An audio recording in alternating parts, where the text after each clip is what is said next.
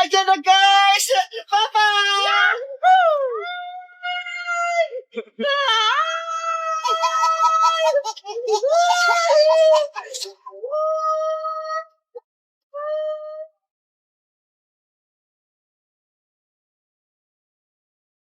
Bebang! Bebang! Nay! Nandito lang po ako. Nag-iikot-ikot. Nandiyan ka lang pala. Tara na muna. Kumain muna tayo. Nay, maliligo lang po muna ako, ha? Ang tigas talaga ng ulo mo. Mag-iingat ka, ha? Binsan mo. Pagtapos mo, umuwi na agad. Sige po na, hindi ako magbababad. Wow! Ang ganda naman dito! Alam, may redstone! Wow! Ang saya siguro pag doon nakislide. Kaso, paano kayo pumunta dyan? Ay, ayun yung daan. Dito na lang ako dadaan. Mababulong siguro to. Ang lamig ng tubig.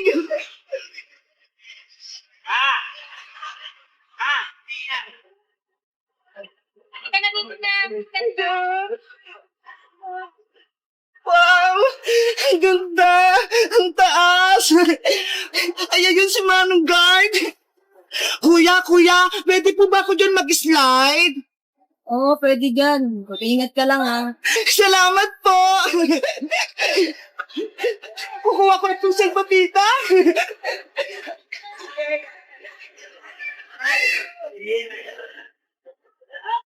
Ayan na! Agad na ako sa taas! Bigman, tumamit ng mabuti, ah! Ang taas pala! Ay, malapit na ako!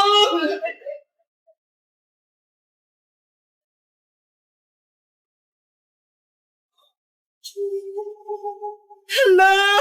Ayan na! Nandito na ako sa taas! Ang taas dito, tignan nyo! Oh, no! Ayan na! Sasakay na ako! Panoorin nyo ako, ah! Basta mo kami.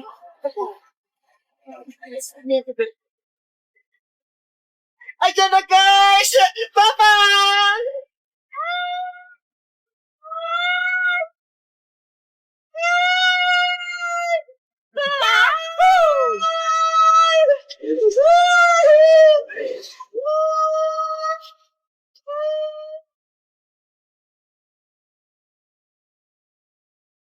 Nasaan na siya?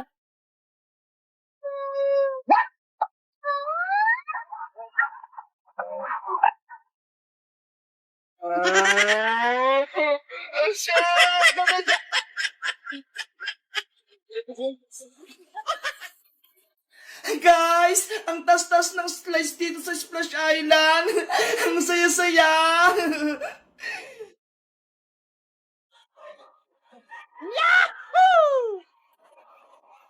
Ano kayang ginagawa ni Bebang at Iska? Hindi nila ako nakikita dito sa taas. Sana, mahukay na natin yung kayamanan ni Iska. Oo nga, Bebang eh. Kanina pa tayo naghuhukay, pero hindi pa rin natin makita yung treasure dito. Maghukay pa tayo ng malalim. Malay mo, may makuha tayong ginto dito.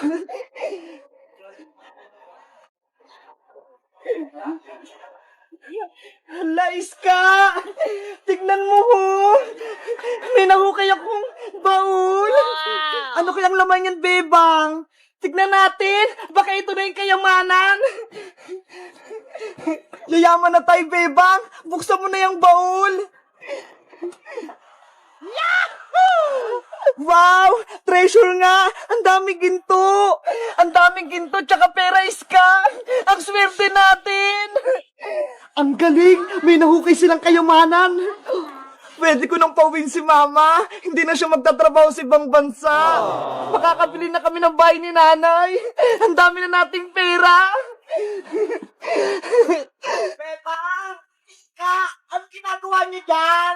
Princess, halika rito. May papakita kami sa'yo. Ano naman yun? May pagkain ba? Tignan mo to. May nahukay kami kayamanan sa ilalim ng lupa. Totoo. Patingin ako. Ito.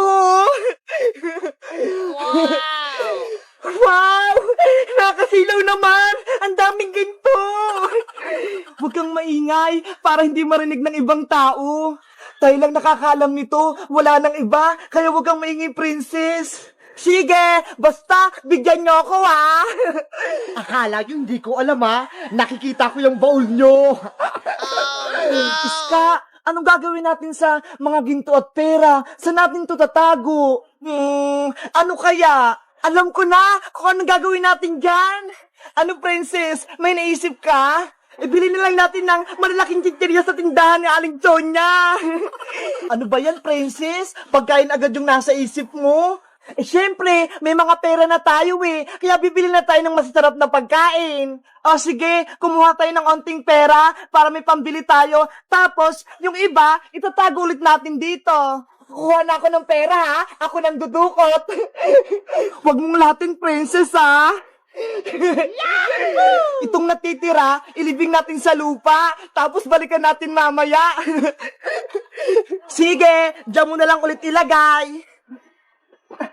Ayan, ginto, Diyan ka lang muna, Babalikan ka namin mamayang hapon. Wala naman siguro nakakita sa atin, no? Ayan, natabunan ko na yung baul natin. Tara na sa tindahan ni Aling Sonia. Umakyat na tayo. Let's go! Kakain na tayo. Ayun, wala na yung tatlo. Kukunin ko na yung baul na maraming ginto at pera.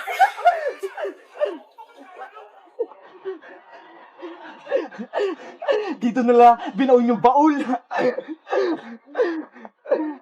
Ayun! Nahukay ko na! Oh, no! Wow! Ang daming ginto at kayamanan! Meanwhile, Princess, Iska, saglit lang, babalik ako sa may hukay. Bakit, Bebang? Andito na tayo sa tindahan, Nakalimutan ko si Big Bird, O sige, Bebang, balikan mo na si Big Bird, baka mawala siya. Okay, saglit lang ako. Yahoo! Mayaman na ako! Ang dami kong ginto! Uy, Boyong Butike! Amin niya na! Naku! Nakita na ako nila, Bebang! Takbo! Oh, no! Iska, princess! Si Boyong! Kinuha yung baul natin! Ano? Si Boyong kinuha yung baul natin? Habulin natin siya! Bawiin natin yung kayamanan! Tara! Hindi pwedeng kunin niya yung kayamanan natin! Hindi niyo ako mahabol! Boyong Butike! Bumalik ka rito! Guys, si Boyong Butike, kinuha yung baul namin. Maraming pera at ginto yun Kayo guys, nasubukan nyo na ba mag-treasure hunting? Yung naghukay ng kayamanan? Mag-comment lang kayo para sa part 2. Bye-bye! Hahabulin muna namin si Boyong! Mabuti na lang, may nitago akong ginto. Ito, 3.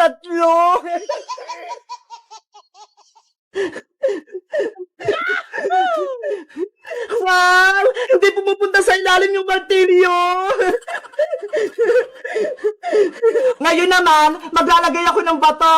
Titignan ko kung lulubog silang lahat. Hala! Nawala silang lahat! Lumubog! Guys, tuturuan ko kayo kung paano gumawa ng oblek. Madali lang to. Panoorin niyo ako, Ang mga kailangan natin sa paggawa ng oblek ay cornstarch. Tapos, bumili rin ako ng isang jobus, pangpakulay niya. Guys, 1 kilo lang pala yung cornstarch ko. 60 pesos ang kilo. Tapos, syempre, kailangan natin ng tubig para makagawa tayo ng oblek. Ang unang step, ibubuhos ang 1 tabong tubig sa planggana. Wow! Wag susobra yung tubig nyo para maging perfect yung oblek nyo. Ang susunod naman ay ang ating pangpakulay. Hulaan nyo guys kung anong kulay ito.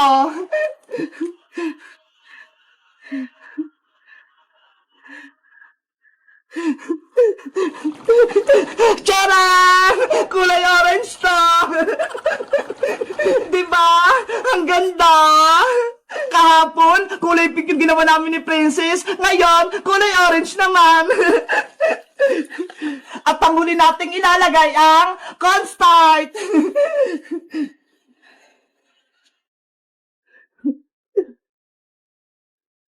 Dahan-dahan lang yung paglagay para matimpla natin yung oblek. Ayan, magtira muna ako ng konti. Pwede na itong haluin, guys. Pagsamahin lang natin yung tubig, pati cornstarch, gamit yung kamay natin.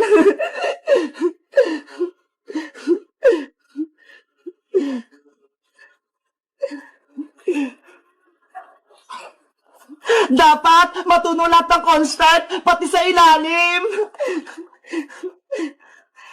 Oh no! Hala, matubig ata itong gawa ko. Lalagyan ko pa nga ng cornstarch. Kuya Mark, dilisyan mo daw. Nako, naubos na itong cornstarch ko. Wala nga akong pambili. Dapat ma-perfect ko to.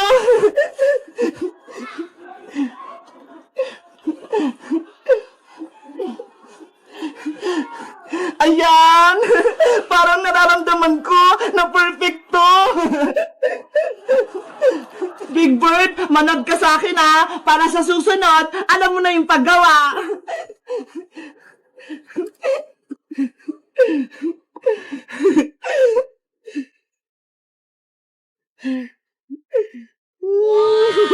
Ang ganda!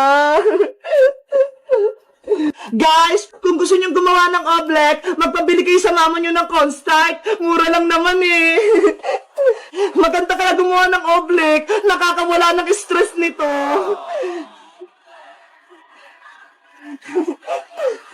Eventually, Okay na ito tong oblek ko. Malapot na. Susubukan ko nga suntukin. Ayun, hindi lumubog yung kamay ko. Ang galing. Nakagawa ko ng oblek. Perfect na perfect. Guys, may experiment ako. Mamartilihin ko yung oblek. Titignan ko kung lulubog yung martilyo. Wow! Wow! Hindi pumupunta sa ilalim yung martilyo! Ngayon naman, maglalagay ako ng bato. Titignan ko kung lulubog silang lahat. Hala! Nawala silang lahat! Lumubog! Nasaan na kaya yung mga bato?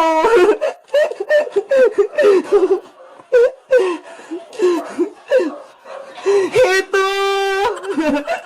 Guys, ang huling challenge naman, aapakan ko to. Titignan ko kung perfect talaga yung oblek natin.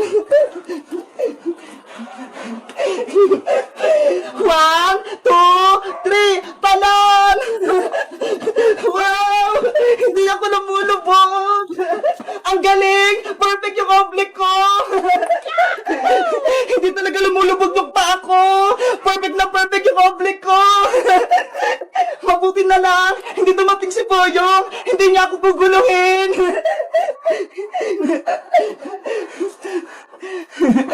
Kayo guys, nakagawa na rin ba kayo nitong oblek? Kung hindi pa, subukan nyo rin. Sundan nyo lang tong video ko kung paano gumawa. Mag-comment lang kayo kung gagawa rin kayo ng oblek. Bye-bye!